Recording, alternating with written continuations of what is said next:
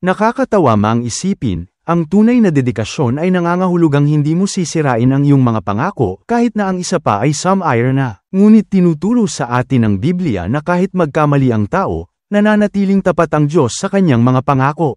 Sa mga Hebreo Kabanata 8, talata 10, sinasabi, ito ang tipan na aking gagawin sa sambahayan ng Israel pagkatapos ng mga araw na iyon, sabi ng Panginoon, itatatak ko ang aking mga kautusan sa kanilang isipan at isusulat ko ang mga ito sa kanilang mga puso.